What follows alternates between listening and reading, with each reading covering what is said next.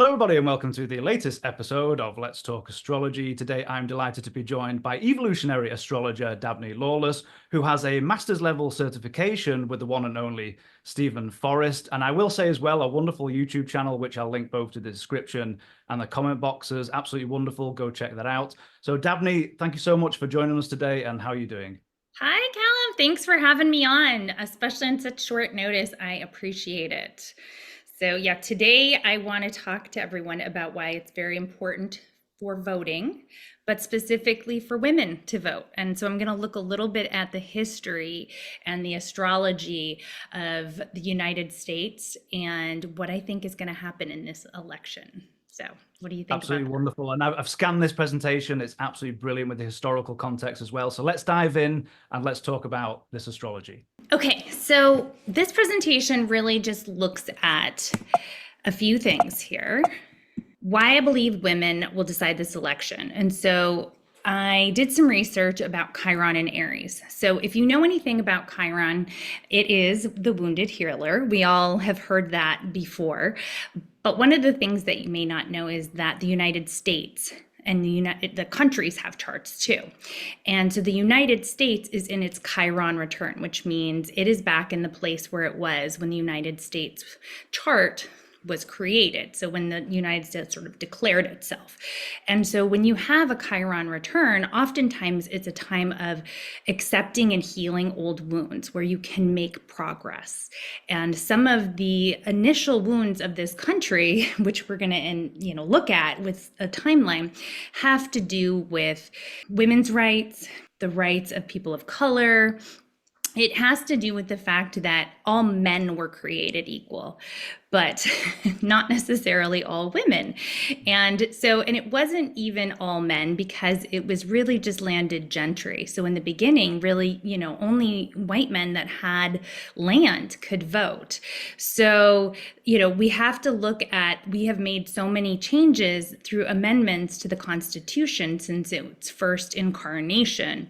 But at the same time, there's still a lot of work to be done when it comes to equality and giving women their due. And so I think that is one of our key wounds in this country. I think that's part of the Chiron and Aries wound for this country. And so that's what I'm going to be looking at is that Chiron return and really demonstrating how there has been huge jumps in equality for women because women begin to find their own agency and they get angry and fight back. So I'm also going to talk a little bit about the Pluto and Aquarius that's coming up and what we can expect from that, especially for women. And then also, I was alerted to a really cool fact of the matter that Uranus making hard angles to the sun also has coincided, the US moon has coincided with changes for women. So that's what we're going to be looking at. So I'm just setting the stage here. So this is, if you look on the inside chart, we have the United States Sibley chart. And the outer one is the US election. So what you can see here is when we are all voting, and hopefully you're voting early, but if not, it's right on Chiron's return on election day.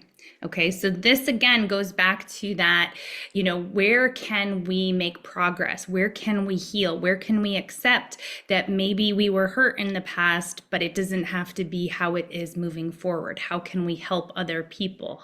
So women are going to be a big factor in this election. Absolutely. And I think with this, you bring up such a great topic with this, with the Chiron return, because the Chiron return happens even in your own charts. It's once every around 50 years. So if we go back 50 years in the United States, the last time was roughly 1973. Well, what was happening in 1973? We had Roe versus Wade. We had the Supreme Court saying that not only married couples, but single people can have access to contraception. And what happened as we have this Chiron return, and we will go back to 2023, we've had this overturning. So this cyclical event coming back round. And as you said, Dabney, this woundedness, and it's really coming back to prominence. So this is a great topic.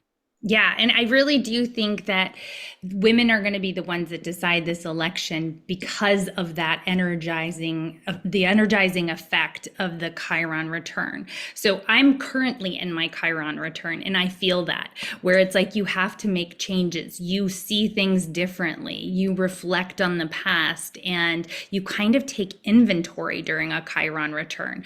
So that's kind of a personal thing. So, but there's also this sort of collective energy that we all feel during a country's Chiron return. So yeah, let's talk about the history of some of Americans' Chiron returns, or when Chiron was in Aries.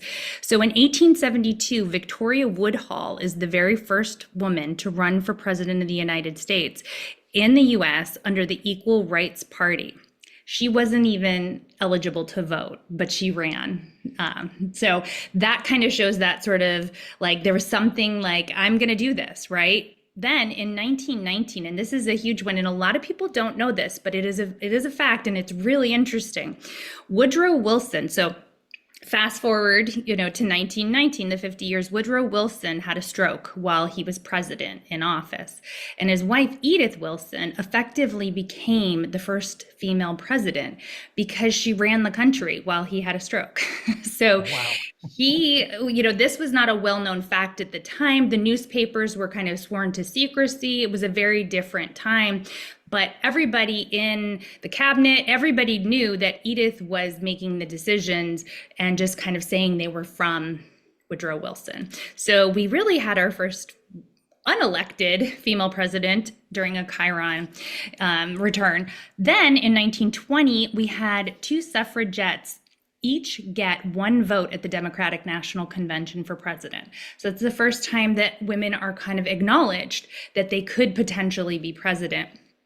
But then in 1920, we have the suffragettes have a big victory with the 19th Amendment that finally passes that says white women can have the vote.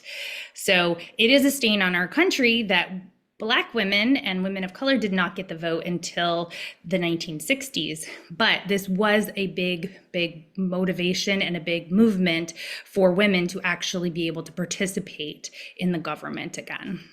Well, what I love in the historical context that you brought here, and if we look back to that Sibley chart, we're looking at Mars ruled Chiron. We're in Aries, where Mars ruled. Now look at this historical context. You've got women fighting. You've got the suffragette movement. I think who was the lady at back on the other slide, Victoria Woodhull, fighting. She was like, you know what, I'm going to take action, Mars, and go ahead and run anyway. And all of these women fighting for their rights. So that just a wonderful historical context here. That's exactly it. None of this was handed to any of these women. This was something they definitely had to fight for. Now, the Edith Wilson is kind of a little bit of a different situation, but it really, effectively proved that a woman could do the job, and during a pretty intense time in our history. So then, another little factoid about that, right? We were just coming out of a pandemic in 1918. So, there's a lot of echoes of the past that we are all experiencing. And we were all living through Chiron and Aries during that pandemic as well. And, we've definitely seen women rising up during this time as a backlash to what's been happening with what we're going to talk about in a few minutes, which is the Pluto and Capricorn. But 1922, one suffragette became the first senator appointed. So we had our first female senator. She wasn't elected, but she was appointed. And then in 1923, the Equal Rights Amendment was introduced for the very first time for a vote. So a lot of people watching this channel may have fought for the ERA themselves a few decades ago, or even a few years ago, because it's not on this timeline. But Chiron and Aries, most recently, the very last state needed to ratify the Equal Rights Amendment happened in 2019, which was Virginia. So we have enough states now. It's just a matter of willpower to adopt it into the Constitution. And that's all Chiron and Aries. Okay. Then we have Shirley Chisholm in 1969, who I'm sure a lot of people watching know who she is. What a powerful warrior energy woman this was. She became the first female to run as a major party candidate in a primary. So she didn't win the primary, but she became incredibly influential for women and Black women all over the country. 1972, Title IX passes. There's kind of a flurry in the early 70s of rights for women with Chiron and Aries. In 1972, when Title IX passes, if you don't know what that means, it means that women should have an equal right to education. So despite whatever your gender is, there has to be equality in education, because up until that time, it was pretty skewed toward men. Like, oh, men are going to college, so we're going to give them more resources, and more energy was put on them. And, women would like go off to secretarial school, or, go find your husband. Like, that was kind of the emphasis. And so Title IX passed that said no more of that. Like, women, can be leaders too. Women, deserve education. I'm actually quite shocked that it took, this is my naivety in this, that it took to 1972 for that to happen. That's quite shocking to me. I didn't know this. Do you know, Callum, that women couldn't even get a credit card in their own name until the mid 70s? So there was a lot of pretty backward stuff in this country that has kept women down. 1972 was the very first CEO of a Fortune 500 company that was a woman. And then, as you mentioned, in 1973, Roe v. Wade became law of the land, which was a very huge victory for women everywhere. That was very important for the women's movement. Then in the next go round, we've got 2020, Kamala Harris becomes the first woman and person of color to be vice president of the United States. And this is something we do not talk much about. It just kind of, it happened, and then no one really talked about Kamala Harris. There was a lot of other things going on. The media had their own agenda, and really all you heard was just very little about her. So and if you did, it tended to be negative. And so people had this negative view of her. But it wasn't really based on anything, because they weren't putting her out front and center. And in some ways, I think that probably worked to her advantage now, which makes me kind of believe that all of this really is cosmically divined. Because here in 2022, Roe is overturned by the US Supreme Court. So that is once again galvanizing women across this country to fight back and try to get our rights back. So saying that we are no longer, we are not going back, right? Like the Houston rally with Kamala Harris was all about a right to bodily autonomy. That is Chiron and Aries. I have agency. I have autonomy. I have a right to exist. I have a right to be in this world. So pretty cool stuff. Okay, so I do have a caveat here. So I'm going to talk a little bit about Pluto going into Aquarius and what that harkens and why I think it's a good sign. But I also want to say we've been in Pluto and Capricorn, and there's been a lot of discussion about Pluto and Capricorn dismantling, shining a light on the corruption and the hierarchies. When Pluto comes to a point in a chart, it says, okay, it is time to expose everything that has gone wrong and where we can tear it down so we can build it up better. We can expose what is toxic. And so Pluto and Capricorn has been about the government, and it has been about, male power and hierarchies. And so we've seen during this time, it's been about financial institutions. And so, we've all been living that. I'm sure most of the people watching your show understand Pluto and Capricorn by now. But there's also been this undercurrent of misogyny that has really taken root in a new way.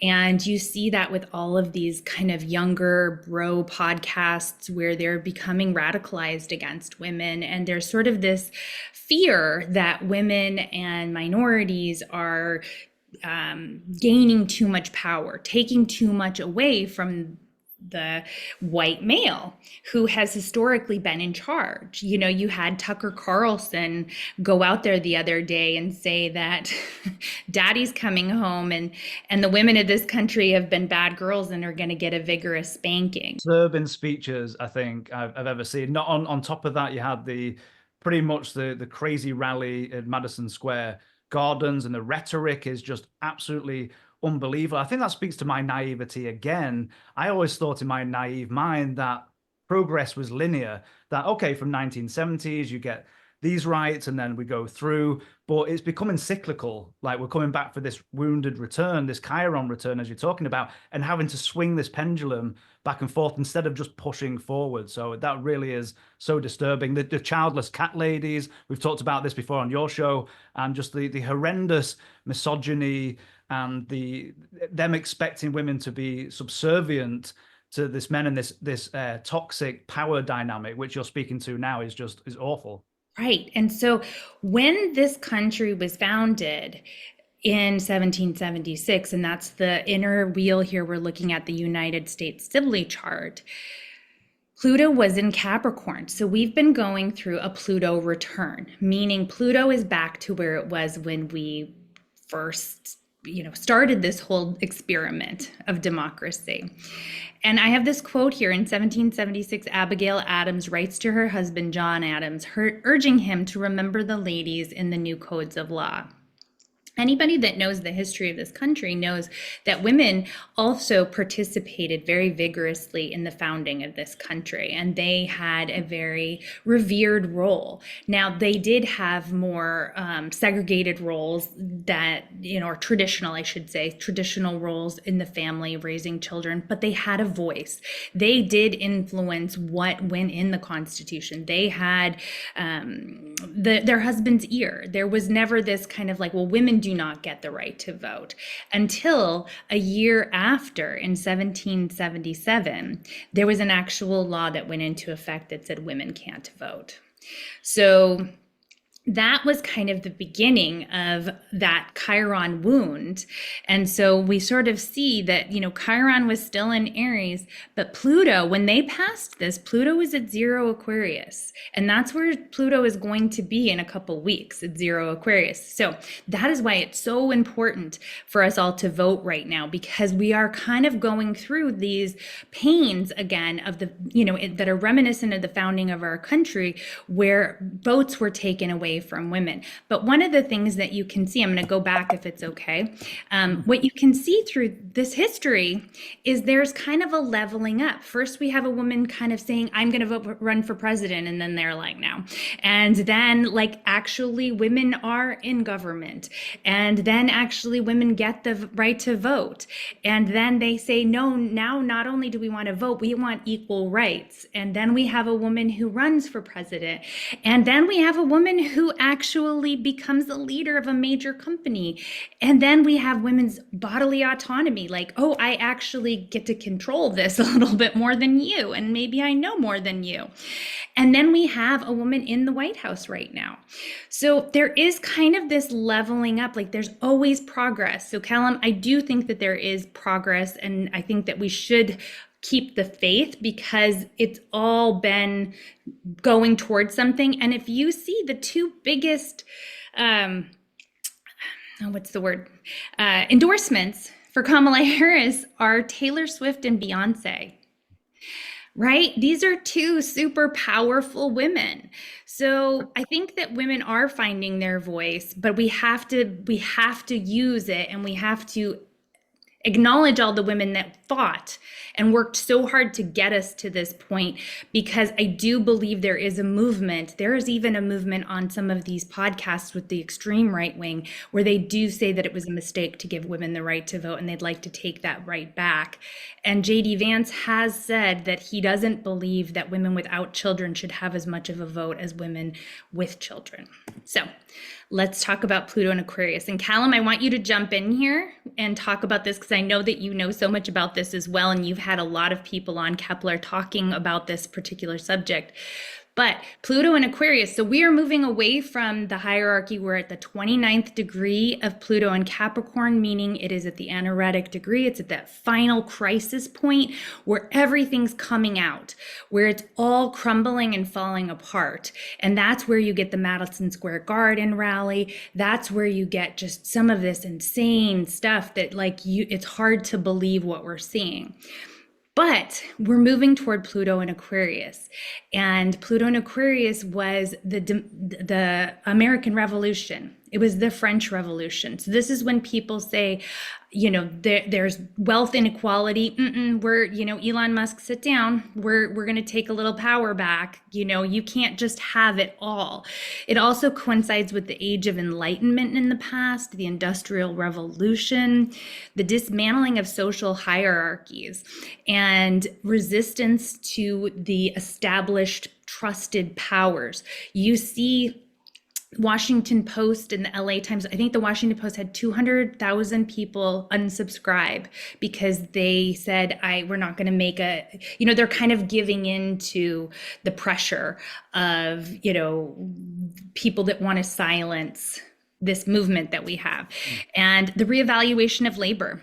So, and then of course, technological advancements. So these are all things that I think play very well to women having more control. Queen Elizabeth I came into control during Pluto in Aquarius. So historically, we have seen that women do rise to power during this time. We have lived in a patriarchy forever. So, there's not a ton of examples of women, especially, the founding of this country was right around Pluto and Aquarius. So I can't really look to, a ton of things that we made progress because it was being born. So any thoughts on this before I kind of move on to a chart?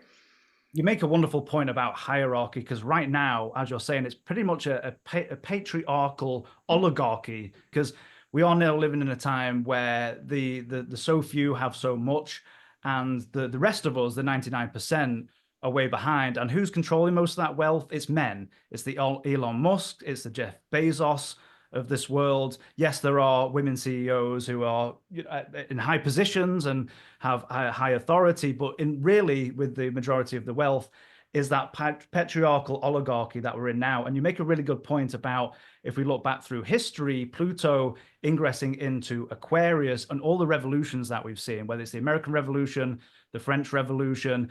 And as you're saying, with a hierarchy, Pluto in Capricorn is that destruction, that revising, that Pluto getting underneath the surface and pulling everything down, destruction part of it. But Pluto in Capricorn has been the undermining of this hierarchical construction. But as we get Pluto into Aquarius, we're really talking about we the people, and that includes equality for men and women and bringing that balance hopefully back together in this air sign. So I love how you bring in the historical context as well. And I love that, the we are not going back. That is very Pluto and Aquarius. Freedom, Beyonce's song Freedom, Pluto and Aquarius. A lot of the campaign themes revolve around Pluto and Aquarius themes. And so it's very different than Make America Great Again, which is very Pluto and Capricorn. So again, the election day will still have Pluto and Capricorn, but it's at that last degree where things are kind of falling away. But it's so important for people to realize that I think women are going to have an outside-sized vote this time because they're fighting back. And I think it has a lot to do with having their rights stripped away.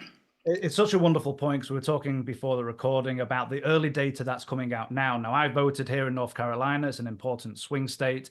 And you were mentioning even today the disparity between men and women voting. And that's been across the board. I think women, not number one, women have a higher role in the voting electorate. There's more women who vote, number one. But number two, they're voting at a higher clip, even than that. I think we're talking about 9 or 10 points, even more across the board, particularly in these swing states as well.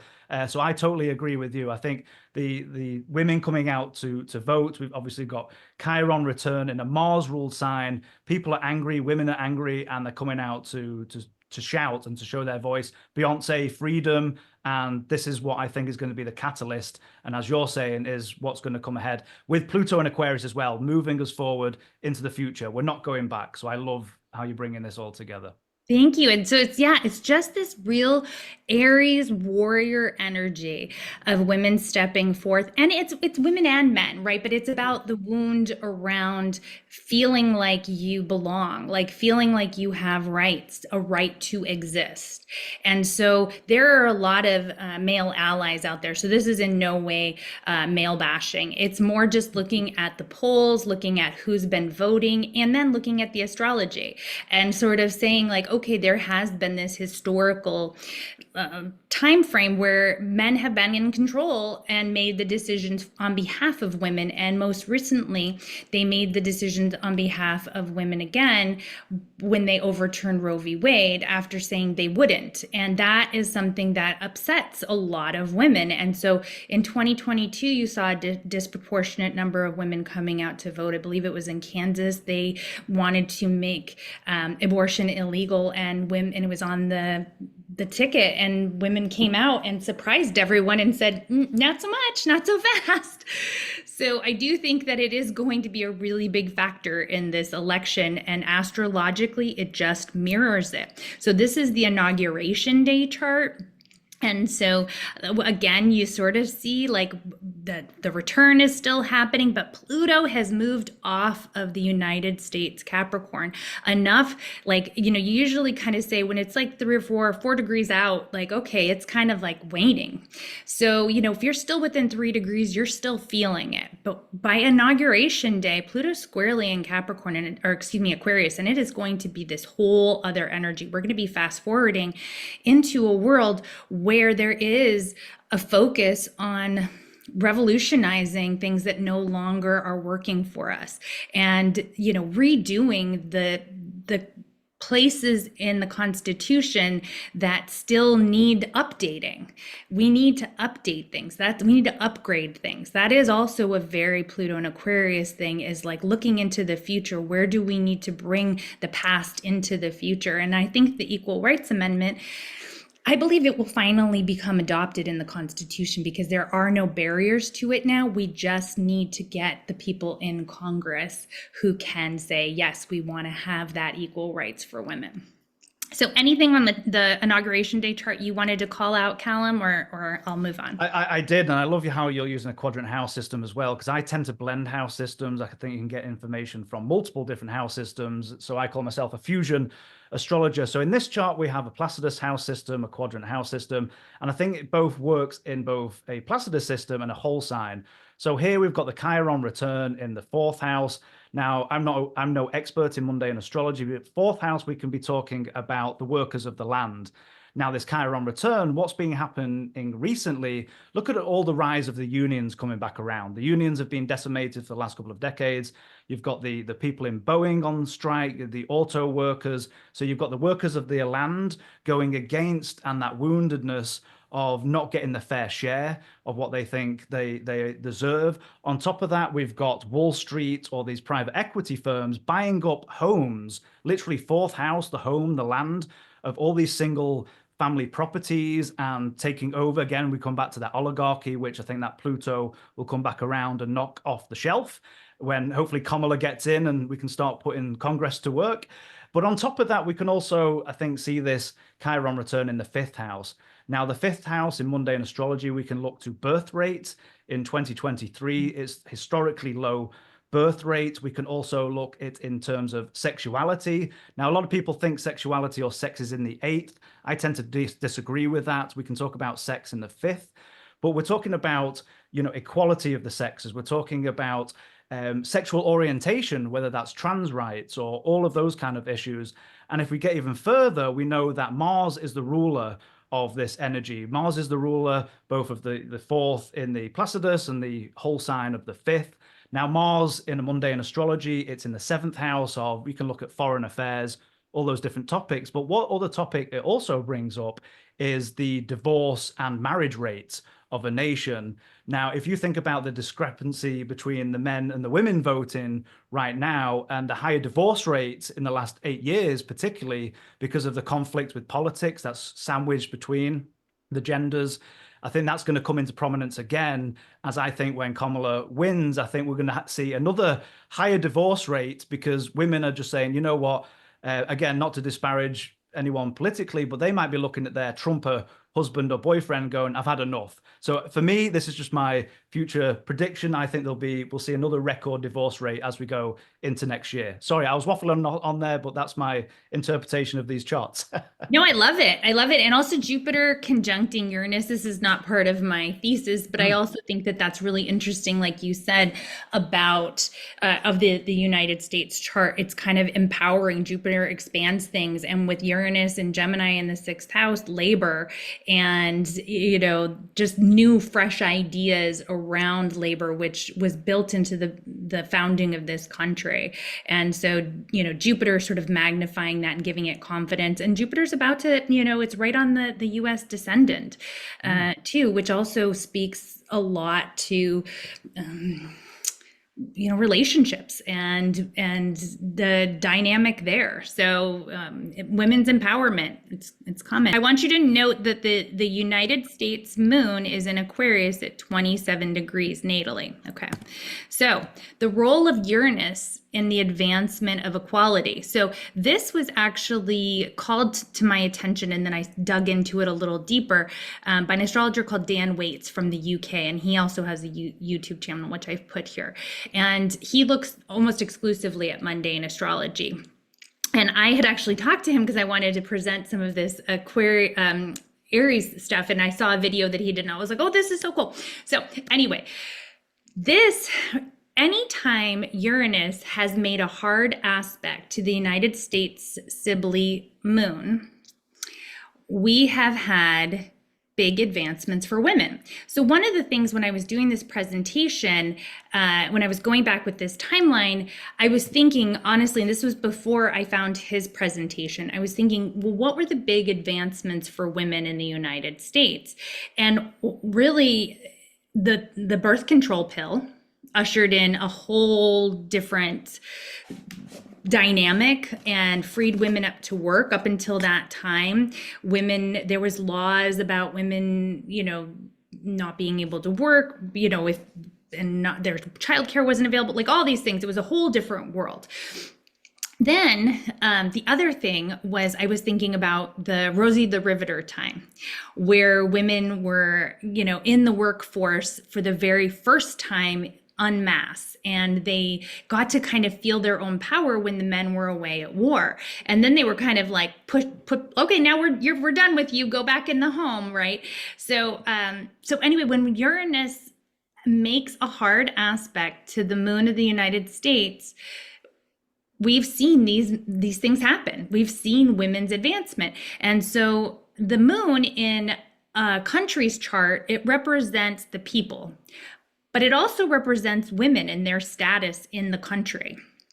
And so in the first 1919, and that was the Edith Wilson, that was a hard moon, Uranus moon, I believe that was a square or a conjunction maybe. I'm sorry, I've got the chart here somewhere. But in 1941 was the bombing of Pearl Harbor. And you can see that Uranus was at 27 degrees of Taurus, making a square to our US moon. So, you know, right on cue, this ushered in a time of women having more power. And that would make sense because Uranus changes things, right? It shakes up the dynamic. So here we have something, you know, that's challenging, but it's like forcing a change for the status of women in the country. Then birth control use by 1962, it got FDA approval in 1961 when Uranus was in, let's see, where was Uranus? It was actually a little bit before the direct opposition, the very first FDA approval, but this opposition, by this time, millions of women were using birth control pill. by 1962. So you can kind of see like 1961, 1962, there was the opposition, and that's when it got FDA approved, and that's when it really started to begin to change the role of women in society, in US society. So anything you want me to go back on? It's absolutely amazing. Go back to the Uranus moon chart. That's so fascinating. So with all of these connections to the moon, and of course mundane astrology, we can also look at the moon as the people as well, and we've got the female archetype in there. That's absolutely curious. So thinking about coming up in the future, we've got Uranus. Where we are, about 23 degrees. Can we go back to that chart? Yeah, let's go back to inauguration days. That sound good, or you want to go election Oh day? wow, yeah. So we're at 23 retrograde. So we're going to be coming back. We're going to be hitting that moon again as Uranus moves forward. Now, I don't know off the top of my head if it'll go past that 27 and then come back again, but I wonder how many times that Uranus is going to hit that moon in the retrograde phase and go in direct. But wow, that's absolutely curious with the connections to the moon there and the representative of the people, the female archetype. This is great information. I've never heard of that before, and it's absolutely amazing.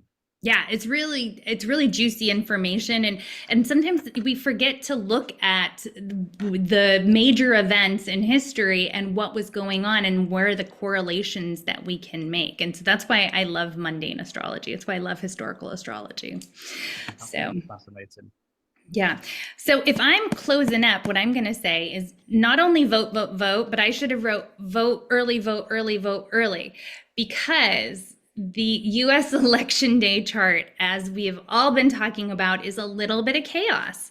And we have this system where we are given a little bit of a bonus to be able to vote early. And there are still, believe it or not, undecided voters out there. And if those people decide last minute that they want to vote and they see a huge line, they may not have the willpower to stick it out. So, free up that line for election day. Know that there's a lot of crazy water stuff going on. There could be a hurricane on election day, which can disenfranchise some people or make it difficult if you're especially like in a southern state or a state that borders the ocean. Like, get out there and vote early. Just make sure it's done and taken care of, because all of these women who have come before us are counting on us. So. Absolutely wonderful. And I second all of those sentiments too, because not only when you go out early voting, what it does for campaigns as well is it takes you off their, what would you call it, roster. So they know they don't have to spend even more campaign finances to go after the ones who haven't either been out yet. So that's a great way to help the campaigns. So I fully agree with you. But Dabney, absolutely wonderful information. And I love, again, all the historical context. And again, in my naivety, my mind is blown that it was even not this more than like 50 years ago. This was still some of the issues. And so, wow. And so in that way, I think it's as hard as it is because we feel like we should be further ahead. But if we recognize how much progress we've made in 50 years, and then the 50 years before that, and then the 50 years before that, there is progress. And so that is why I believe women will decide this vote. And I do believe that they're going to come out for Kamala Harris. And I think they just sort of overstepped their Pluto and Capricorn boundaries when they overturned Roe. And it goes to your great point, going back to obviously the overturning of Roe versus Wade, the 2022 midterms. You saw the ballot initiatives in deep red places like Kansas and other states where it was just a blowout. And I was shocked by the turnout as well. But I think you're totally right. We're seeing it now in the early data.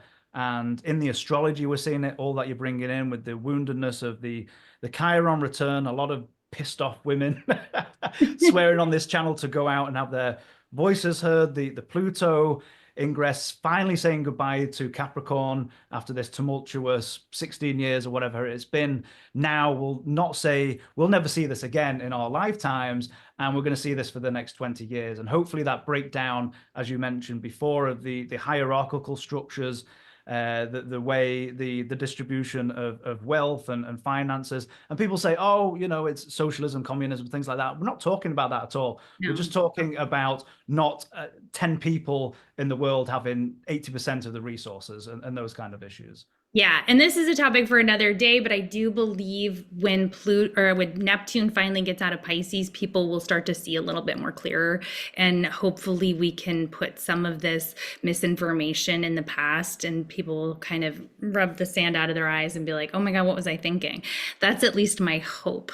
So, I am totally with you. Hopefully, we can get out of this conspiracy theory era that we've been in, which pretty much indicative of Neptune in immutable water, because it's unbelievable. So, Dabney, tell us about yourself as well. What have you got? Any projects coming up? Can you talk about your website and how people can find you and all of those details? yeah. So, Lawless Astrology, like Lucy Lawless. And if you go to YouTube, you can follow me there. I interview amazing astrologers like I interviewed Callum. And so I have a wide, varies topics that we cover, but I also do my own forecast there as well. So if you want, it's not necessarily a weekly forecast, it's more kind of like major transits and things that are coming up. And then right now I'm definitely doing the political astrology because I think it's so important that we get out the vote and, like I said, honor the women that came before us. So that's where most of my energy is going these days. So come on over and join us on YouTube. Absolutely. And I will reiterate, an absolutely wonderful channel, not just because I was on it, but you go and watch the content. It's absolutely brilliant. And I see a lot of YouTube channels, and Dabney's is already up there with the best, and it's going to grow and grow. So please, I'll put the link in the description, comment boxes. Go check out the channel, subscribe, and go and enjoy that content as well. Thank you so much. Yeah, so definitely if you want more forecasts about Kamala winning, I did one with Callum, and I also did one with Celeste Brooks, who I know is a Kepler College favorite. So thank you for having me on, Callum. I'm really appreciative.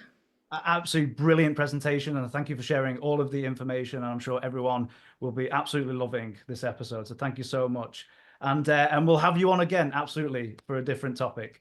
Great. Thanks again. Take care, everyone. Bye bye, everyone. Cheers.